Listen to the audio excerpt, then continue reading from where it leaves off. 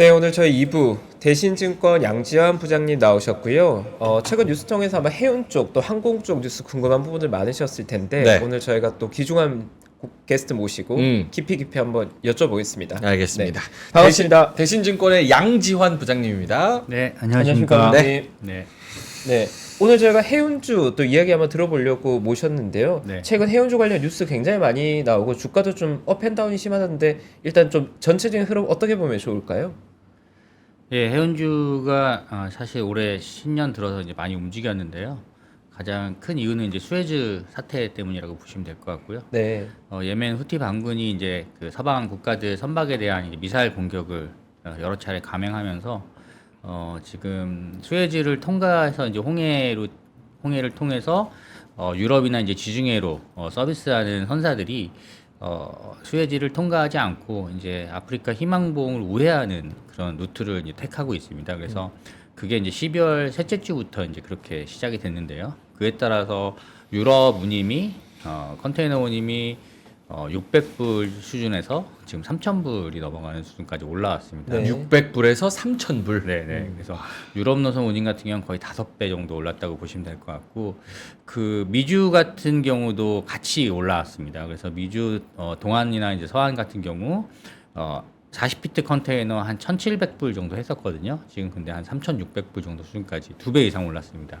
이렇게 이제 운임이 올라가다 보니까 컨테이너 선사인 이제 H&M 주가가 상당히 뭐 좀 많이 움직였다 이렇게 좀 보시면 될 것 같고요. 네. 그 외에 이제 사실 전혀 상관은 없지만 대한해운이나 이제 흥하해운 같은 해운 선사들이 사실 컨테이너 운임이랑 상관은 그렇게 많지는 않은데 아무래도 이제 같은 해운사라고 이제 일반 투자자분들께서 인식을 하시고 좀 급등락을 좀 연출했다 이렇게 좀 보시면 될 것 같습니다. 그거는 왜 상관이 없어요? 지금 말씀하신 운임지수. 일단 컨테이너 운임 같은 경우는 이제 전기선이거든요. 그래서 전기 서비스이기 때문에 아시아에서 유럽으로 가는 서비스가 보통 12주 서비스입니다. 그래서 12척의 배가 있어야 한 개의 서비스를 꾸릴 수가 있어요. 근데 수에즈를 통과하지 않고 아프리카 희망봉을 돌아가게 되면 편도로 한 2주 정도가 더 소요가 됩니다. 그러면 12주 서비스가 이제 4주. 16주. 16주. 예. 2주에서 4주 정도 늘어나는 거니까. 그렇죠. 그러니까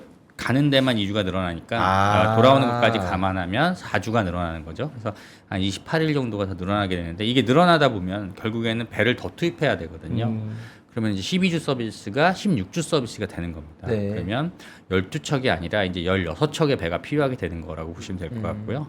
그러면 이제 4척의 배가 더 필요하기 때문에 약 공급 측면에서 봤을 때는 공급을 상당히 좀 작게 하는. 줄이는 효과를 발생을 시키는 거죠. 그래서 이제 운임이 많이 올라갔다 이렇게 좀 보시면 될 것 같고요. 근데 이제 대한해운 같은 회사는 건화물 선사 대표적인 이제 건화물 선사로 저희가 이제 펜오션을 알고 있지만 대한해운도 마찬가지로 드라이버크하고 LNG나 이제 탱커 쪽을 하고 있는 선사입니다. 근데 이쪽은 전기선 비즈니스가 아닙니다. 그래서 하주하고 다이렉트로 이제 다이다이 이제 계약을 맺어서 컨트랙 바이 컨트랙으로 이제 움직이거든요. BDI의 영향을 많이 받습니다. 근데 BDI 같은 경우는 작년 연말 이후에 지금 1월부터는 좀 비수기에 진입하면서 지금은 한 1,500포인트 정도 수준까지 내려와 있는 상황입니다. 그래서 이 수에즈랑은 큰 상관이 없다고 보시면 될 것 같고 컨테이너 선사들은 이제 미사일 공격을 피해서 약 90% 정도의 선복이 희망봉을 돌아가는 걸 택했어요. 네. 근데 벌커 쪽은 그렇게 많지는 않습니다. 벌커 쪽은 아직 한 30% 정도가 빠졌고요. 네. 70%는 아직 그 수에즈를 통과하고 있다 이렇게 보시면 될 것 같습니다. 그러면 이러한 노이즈가 뭔가 발생한 상황인데 이게 지속성 있게 계속 이런 노이즈에 노출되는 겁니까? 아니면 일시성으로 봐야 되는 겁니까? 그거는 뭐 제가 예측할 수 있는 부분은 아니라고 생각을 하고요. 네. 그거는 미국 대통령도 몰라. 근데 일단 뭐 지금 이 사태가 시작된 게 사실 이스라엘 하마스 전쟁이 시작되면서 네. 이제 중동 쪽에서 예멘의 이제 후티 반군이 이란의 지원을 받아서 서방 국가들이랑 미사일 공격을 시작을 한 거거든요. 네. 그래서 뭐 이 중동 분쟁이 끝나야지만 이 수에즈 사태도 좀 일단락될 수 있다 이렇게 좀 보고 있습니다. 근데 지금 이스라엘 같은 경우 하마스에 대한 어떤 공격은 어느 정도 많이 진행을 했고, 근데 최근에 이제 뭐 시리아나 아니 레바논 같은 쪽도 폭격을 하고 있습니다. 그래서 쉽게 좀 끝나지 않을 가능성이 좀 높다고 좀 보고 있고요. 그래서 아마 이 홍해를 거치지 않고 그 아프리카로 돌아가는 이런 서비스가 올해 좀 계속되지 않을까 이렇게 보고 있습니다. 그 장기화 된다는 쪽으로 많이 장기화 될 것으로 보고 있습니다. 결국 이런 노이즈가 발생하면서 그러면 산업 내에서도 뭔가 지금 변화가 급격히 이루어지고 있겠네요. 일단 컨테이너 선사들 같은 경우는 사실 올해 작년에 이제 연간 계획을 세워놓은 게 있을 텐데 그게 아마 이 운임이 급등하면서 네. 아마 그런 것들을 다시 이제 수정을 좀 해야 되는 그런 상황일 거고요. 지금 H&M 같은 경우 사실 작년 3분기 때 영업이익이 한 700억 정도, 760억 정도 나왔을 겁니다.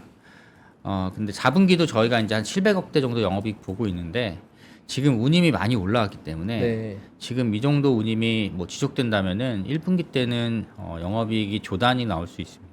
그래요. 엄청난 거네요. 네. 네. 그리고 위원님 말씀해 주신 것 중에서 그 해운 동맹 디얼라이언스와 뭔가 합치고 이게 동맹 구조가 바뀐다는 그림은 뭐 어떻게 큰 그림이 변하는 겁니까? 내부에서? 예, 일단 해운 동맹을 좀 말씀드릴 텐데요. 네. 그 화면을 보시면은 멀스크하고 MSC라고 2M 얼라이언스가 있습니다. 그리고 네. 오션 얼라이언스가 있고 디얼라이언스라고 있습니다. 그래서 가장 큰 게 일단 2M이고요. 그다음에 두 번째가 오션, 세 번째가 이제 디얼라이언스. 그래서 세 개의 얼라이언스가 거의 전 세계 컨테이너 서비스 90% 이상을 다 한다고 좀 보시면 될 것 같은데요. 네. 지금 멀스크하고 MSC가 내년 1월 이후에 결별하기로 작년에 이미 어나운스를 했습니다. 그래서 멀스크가 MSC가 이제 헤어지고 찾은 파트너가 하팡로이드라는 회사인데요. 네. 독일계 선사라고 보시면 될 것 같고요. 지금 컨테이너 선사 순위를 보면 MSC가 1위, 2위가 이제 멀스크고 3위가 CMA CGM이라는 프랑스 선사가 있고요. 네. 4위가 이제 코스코, 차이나 코스코가 있고 5위가 이제 하팡로이드입니다. H&M은 한 8위 정도 되는데요. 네.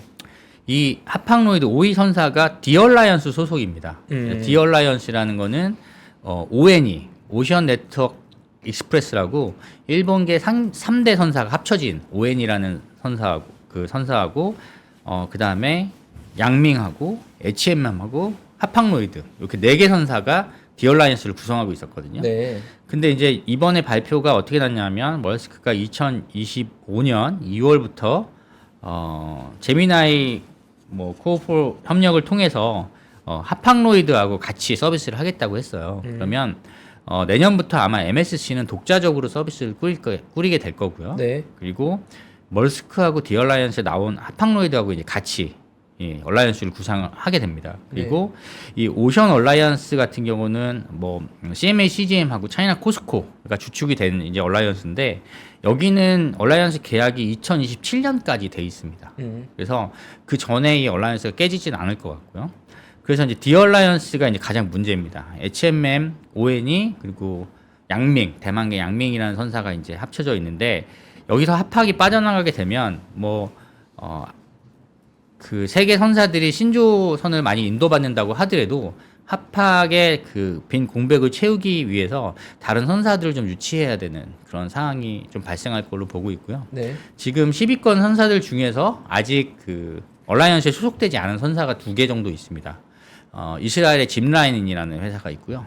그다음에 대만에 이제 완하이라는 또 선사가 있습니다. 그래서 그 한 9위, 10위 정도에 위치해 있는 선사들인데 아마 디얼라이언스 같은 경우는 이런 선사들하고 접촉을 할 가능성이 좀 있다 이렇게 좀 보고 있습니다.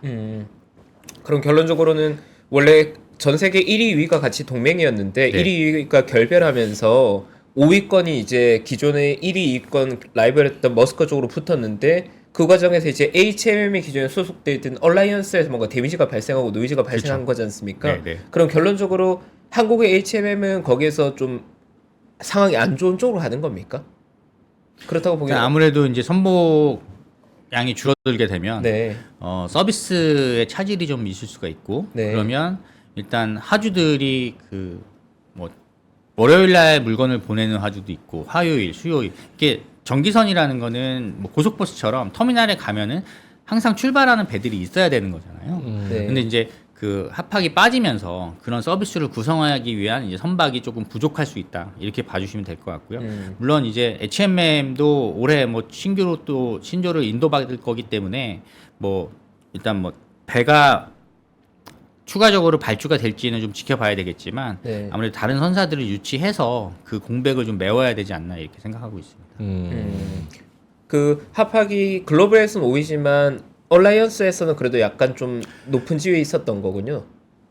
그렇죠. 이제 합학이 ON이라는 선사하고 거의 비슷한 규모의 선봉량을 가지고 있었다고 보시면 될 것 같습니다. 그래서 네. 아까 말씀드렸지만 뭐 1위, 2위는 MSC 머스크, CMA CGM, 차이나 코스코, 합학 다음에 바로 ON이가 있고요. 그 밑에 이제 에버그린이 있고 뭐 그 뒤에 이제 그 H&M 이런 선사가 있습니다. 그래서 합학이 빠져나간 거는 디얼라이언스 입장에서는 좀 큰 공백이 생겼다 이렇게 볼 수 있습니다.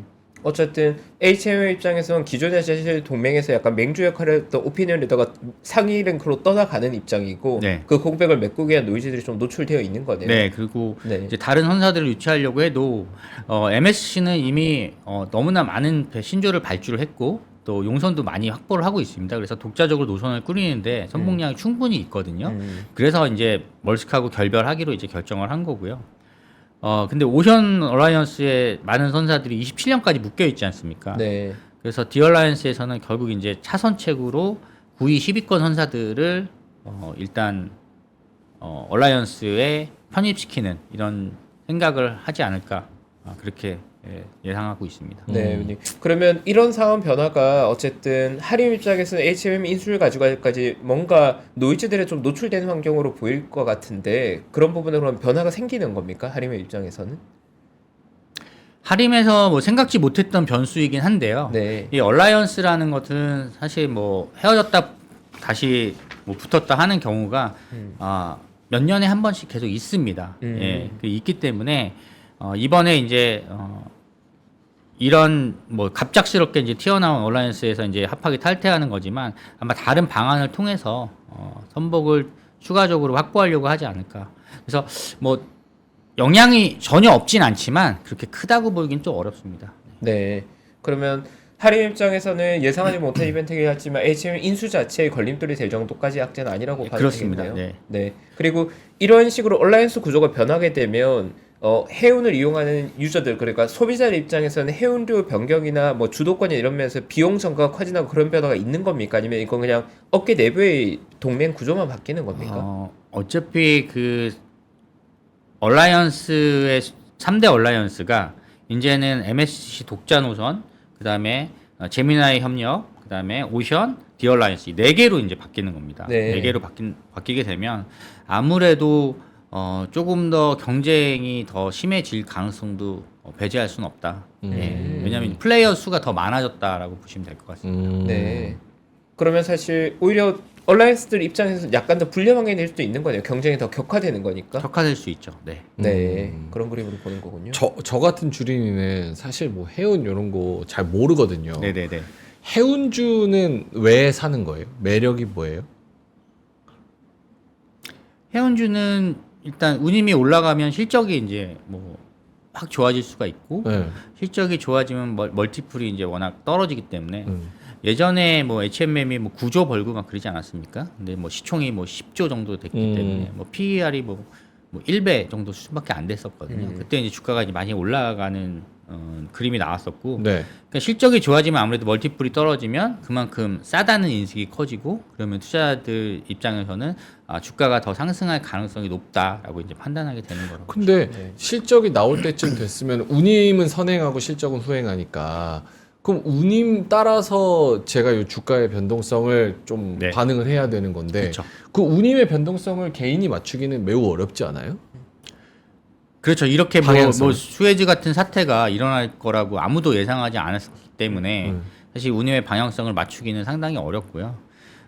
저희 같은 애널리스트들도 사실 원래는 이제 수급 모형으로 가지고 이제 운임을 전망을 합니다. 그래서 뭐 올해 선봉량이 얼마 정도 늘어나고 예를 들면은 올해 배가 얼마나 많이 들어오냐면요. 15페이지 보시면은 S1 베이스 시나리오의 스케줄드 딜리버리가 있는데요. 2024년에 예정 인도 선봉량이 292만 TU입니다. 그러면은 네. 작년에 플릿이 2023년에 2,800만 T였기 때문에 뭐 이 중에 90%가 들어온다고 하더라도 공급이 한 9% 늘어나거든요. 예, 공급이 9% 늘어난다는 거는 연간으로 물동량 자체가 뭐 한 3 내지 4% 늘어나는 거를 저희가 생각을 하고 있거든요. 그럼 공급은 9% 늘어나는데 수요는 3, 4%밖에 안 늘어나면 공급이 훨씬 많지 않습니까? 그러면 이제 운임이 떨어진다고 예상을 하는 거죠. 그래서 이렇게 이제 예상을 하는데 갑자기 수에즈 같은 일이 터지면 그러면 이제 뭐 예상치 못한 변수로 인해서 선복이 더 투입돼야 되는 상황이 발생하고 그 선복이 아까 말씀드렸지만 유럽 노선 지중해나 유럽 노선 기준으로 약 기존 서비스 대비 30%의 선복이 더 투입돼야 되거든요. 그럼 유럽 노선이 전 세계 컨테이너 서비스에 차지하는 비중이 약 한 20에서 25% 정도 됩니다. 그러면은 30%에 만약 20%다. 그러면 한 6% 정도 공급이 더 필요하게 되는 상황이 발생하는 거죠. 그러면 올해 9% 공급이 늘어난다고 봤고 수요는 3, 4%였는데 그럼 공급이 훨씬 우위였다. 근데 6%가 갑자기 유럽으로 가는 거잖아요. 네. 그러면은 이제 수급이 어느 정도 밸런스가 맞아질 수도 있는 상황이 이제 발생할 수 있는 거죠. 그래서 이제 올해 운임이 생각보다 지금 강한 그런 예상했던 것보다 훨씬 강한 상황이 이제 지속되고 있는 거고, 지난주에도 올랐거든요.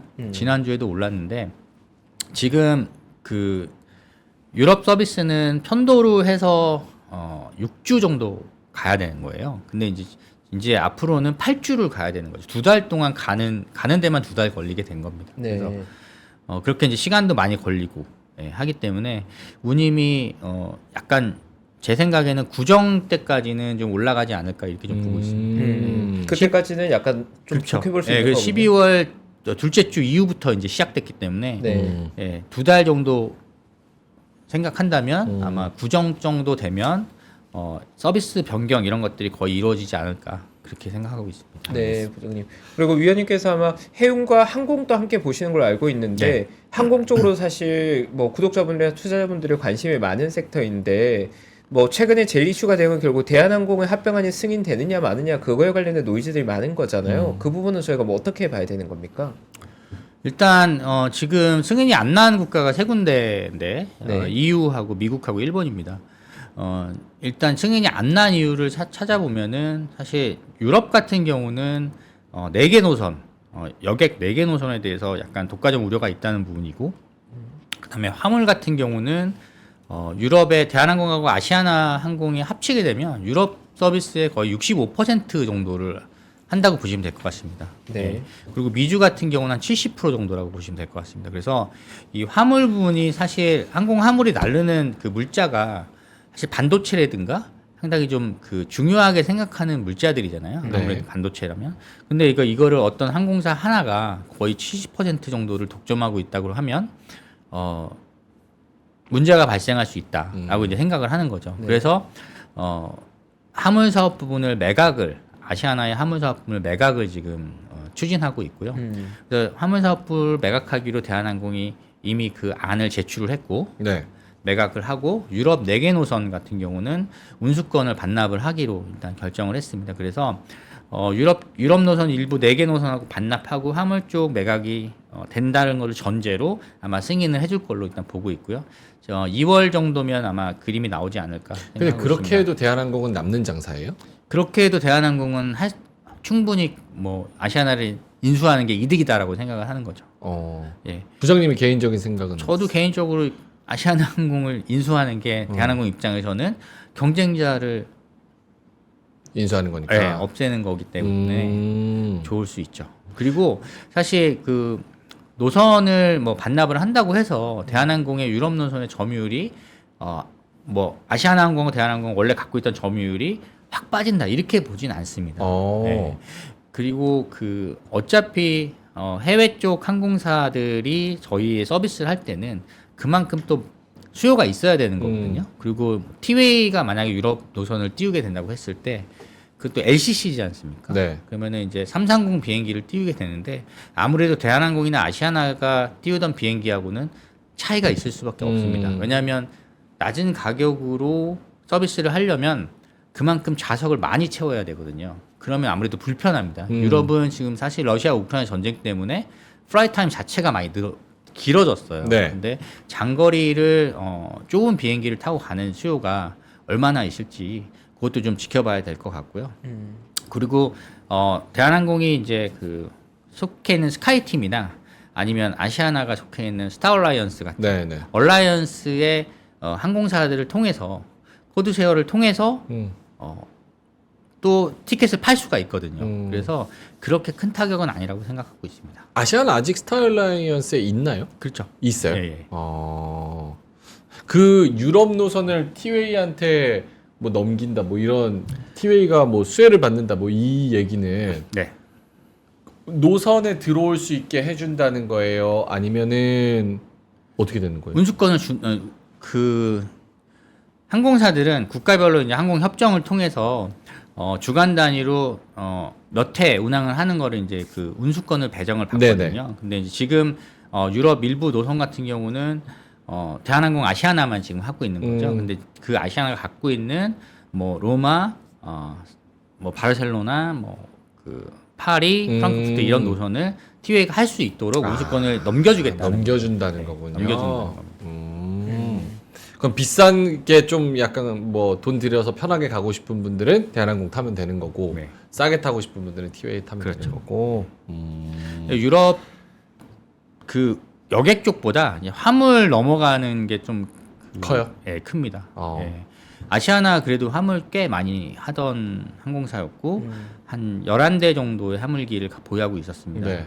근데 이번에 이제 화물 쪽을 매각을 할 때 가격이 이제 가장 문제가 될 것 같고요. 지금 LCC 중에서는 화물기를 오퍼레이팅 해본 항공사는 제주항공밖에 없어요. 제주항공이 이제 2대 정도를 지금 운영을 하고 있거든요. 그래서 아마 제주 쪽이 가장 뭐 유력한 후보라고 이제 생각이 되는데 지금 뭐 매각 가격이 뭐 5천억이다 이런 얘기가 나오고 있거든요. 근데 제주항공이 사실 올해부터 과거에 이제 발주했던 맥스 비행기들이 들어오기 시작합니다. 그러면은 연에 한 5대 정도 들어올 걸로 보이는데 그러면은 뭐 한 2,500억 정도 이 정도의 이제 그 항공기 관련해서 투자가 이제 계속 앞으로 나가야 되거든요. 네. 근데 이제 그런 부분들하고 화물 쪽 인수까지 다 할 수 있는 이제 재무적 여력이 있을 거냐 이런 부분이 좀 사실 좀 지켜봐야 될 것 같습니다. 네. 부장님께서 보신 관점에서는 합병이 완료된 이후에는 어쨌든 불확실성은 제거되는 거잖아요. 네네. 그러면 주가 관점에서는 좀 긍정적인 이벤트로 봐야 될까요, 결국은? 단기적으로는 뭐 크게 움직이지는 않을 것 같고요. 네. 물론 이제 뭐 일부 개인 투자자분들 같은 경우는 뭐 이런 이슈가 있을 때 확 뭐 이게 수급이 몰리는 경우가 있지만 사실 이 합병에 따른 시너지를 생각하려면 좀 길게 봐야 되거든요. 예, 그래서 뭐 큰 영향은 없을 거로 보고 있습니다. 네. 하지만 롱텀하게 봤을 때는 네. 분명히 롱텀에 긍정적인 보면 면이 있다. 분명히 긍정적입니다. 그러면 지금 LCC들이나 아니면 대한항공 여기서 이제 항공주 어떤 거 사야 되나 이렇게 고민하시는 분들은 네. 뭐 여러 가지 재료가 있잖아요. 어디 관광객 인바운드, 아웃바운드 플러스 M&A 이슈도 있고 뭐 그런 거를 고려해 봤을 때 어떤 게 제일 좀 매력적으로 느껴지세요? LCC 중에 뭐 혹은 대한항공? 일단 제가 볼 때는 올해 연말까지 만약에 항공주를 투자한다면 대한항공이 가장 낫고요. 예, 그런데 이제 LCC 같은 경우가 제 생각에는 1분기 실적이 나오는 한 4월, 5월까지는 좀 아웃퍼폼할 가능성이 있다. 왜냐하면 가볍기 때문, 뭐 일단 워낙 시총이 작고 아무래도 베타가 큰 주식이기 때문에 주가의 어떤 탄력은 더 좋을 수 있거든요. 그리고 제가 왜 1분기까지 말씀을 드리냐면 사실 진에어나 제주항공이 작년 4분기 실적에 대해서 아직 뭐 디테일한 숫자가 나오진 않았지만 네. 매출액 및 손익변동 공시를 통해서 진에어가 밝힌 그 연간 실적을 보면 진에어 실적이 460억이 넘게 나왔어요. 4분기 때 영업이익이. 컨센서스가 160억이었습니다. 와. 어마어마하게 많이 벌었고요. 네. 그 작년 4분기 상황이 사실 그 항공유가 급유 단가도 상당히 높은 상황이었거든요. 그런데 그 정도 높은 유가에서 3분기보다 오히려 공급이나 수송이 훨씬 많았고 네. 비용 측면에서 봐도 4분기 때 뭐 저희가 그 안에 디테일까지 아직 확인이 안 되고 있는 상황인데 생각했던 것보다 비용도 잘 통제가 된 걸로 좀 보입니다. 그래서 지금 1분기 상황이 되게 나쁘지 않아요.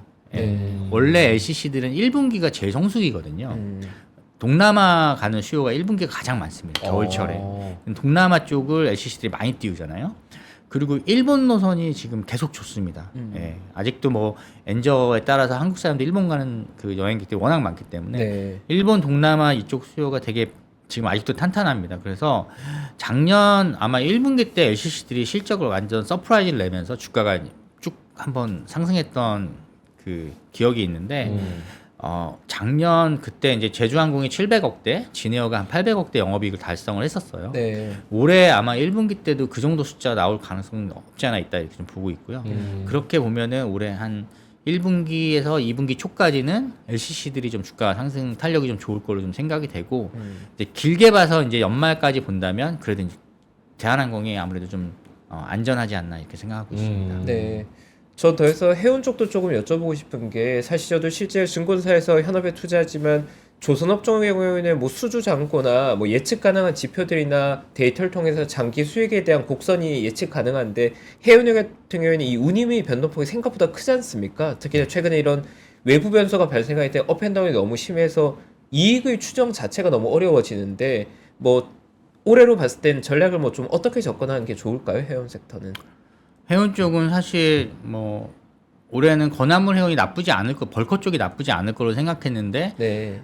사실 벌커 쪽에 투자할 만한 회사가 사실 페노션이 하림그룹의 이제 HMM 인수의 어떤 그 중책을 맡으면서 증자가 많이 나올 것 같거든요. 네. 그래서 또 유상증자 앞두고 추천드리긴 좀 어려운 상황이고 그래서 페노션은 당분간은 증자 발표 전까지는 보지 말으셔야 되는 거고 네. HMM이 사실 대안이 될 수 있을 것 같고요.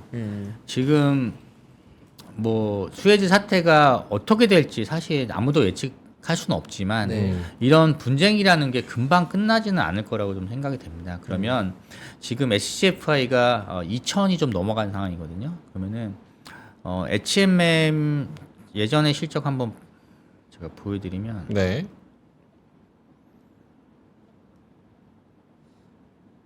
탑픽도 중간에 갖고 오셨는데 탑픽. 네. 지금 SCFI가 지금 아까 2천이 넘어갔다고 말씀드렸잖아요. 네. 2022년에 3,400일 때 HMM이 영업이익 9조가 났습니다. 네. 네, 그리고 작년에 한 SCFI 평균 연평균이 1,007 정도 됐거든요. 네. 6천억 벌었어요. 네. 지금 2천이거든요. 지금 제가 이제 올해 계속 시간이 갈수록 빠진다고 뭐 분쟁이 좀 해결되면서 빠진다고 봐서 1,565로 봤는데 이렇게 봐도 올해 영업이익이 한 컨테이너 쪽에서 2.6조 정도 나올 것 같고요. 만약에 지금 현재 수준이 계속 유지가 된다. 그럼 4조 이상 봅니다. 예. 어마어마한 거네요. 예, 그래서 지금 이러한 그 실적에 대한 전망이 아직까지 많은 애널리스트들이 전혀 고치질 않은 상황이에요. 네. 그러니까 올해 뭐 사실 HMM 적자 보는 사람들도 있었고 많이 벌어야 뭐 한 3, 4천억 번다 이렇게 보는 사람들이 많았거든요. 근데 만약에 SCFI가 현 수준이 계속 유지된다면 HMM이 정말 조단위 이익을 분기에 찍을 수 있다.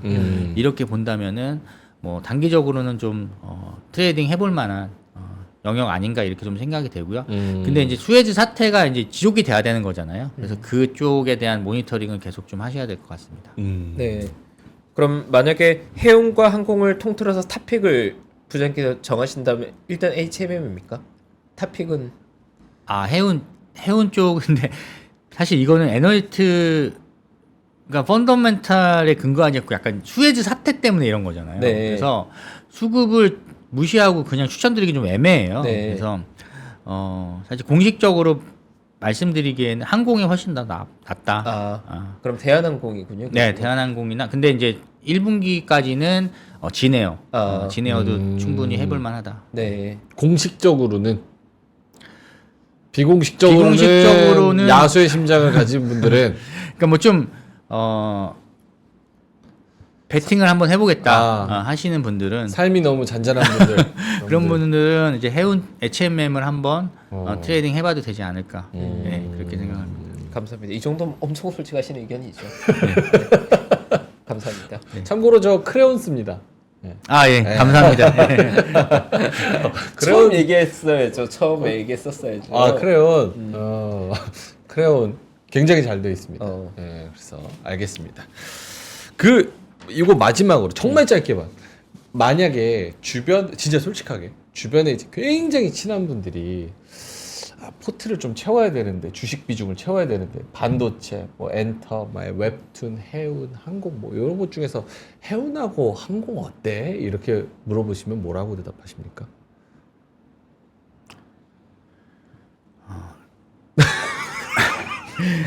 애정을 가진 섹트를 알겠습니다. 이렇게 요걸로 너무 민감하게 찌르지 마세요. 여기. 네. 요걸로 반도체가 좋죠. 네, 아무래도 반도체가 제일 좋고요. 네. 그래도 또 해운하고 항공도 그나마 매력이 매력이 있죠. 있으니까. 지금 제가 말씀드린 종목들은 다 투자해서 수익이 날 거로 생각되는 종목들. 그럼요. 뭐 다 진에어, 뭐 H&M, 대한항공 다 끼가 마찬가지입니다. 있고 저희도 시황하면서 매번 또 언급하는 종목이랑 섹터기도 하고. 네네. 알겠습니다. 감사합니다. 자, 오늘 심층 인터뷰 늦은 저녁 시간에 또 나와주셔서 솔직하게 그리고 좋은 인사이트, 좋은 자료를 보여주신 대신증권의 양지환 부장님은 여기서 인사드리도록 하겠습니다. 오늘 고맙습니다. 감사합니다. 감사합니다, 부장님. 네. 재밌었습니다. 네. 자, 그러면 저희도 이만 가야겠죠. 너무 좀 무례하게 굴어. 마지막 질문? 아니요, 뭐 예리하고 솔직하고 좋았어요. 그런 거면 우린 가능하잖아요. 세계 클럽. 아마 많은 분들이 해운 항공이라서 별로 뭐 어떤 내용일지 잘 모르겠었는데 마지막 엑기스 우리가 잘 뽑아낸 것 같아. 마지막 엑기스 나왔죠. 아니, 왜냐면 우리 저는 명앵커님 덕분에. 주린이 입장에서 아까 그 제가 좀 약간 우문 좀 그런 거가 좀 해운 이런 거 잘 모르니까 이게 내가 모르는 매력이 뭐가 있나? 맞아요. 이걸 좀 궁금해서 여쭤봤습니다. 해운항공 실제로 되게 어렵거든요. 제가 투자하기에도 아까 말씀드렸는데 이익의 변동폭이 굉장히 큰 섹터예요. 그러니까요. 하지만 오늘 부장님이 말씀해주신 건 그럼에도 불구하고 지금 정도면 한번 해볼 만한 거 아닌가라는 얘기 하는 거죠. 네, 괜찮은 것 같아요, 저도. 마지막에 크레용 쓰는 걸로 좀 푸는했습니다. 자, 알겠습니다. 1시간 10분 넘게 들어주시느라 고생 너무 많으셨고요. 저녁 푹 쉬시고 또 내일도 수익 많이 내셔서 웃는 얼굴로 뵐 수 있도록 하겠습니다. 오늘도 끝까지 함께 해주셔서 진심으로 고맙습니다. 감사합니다.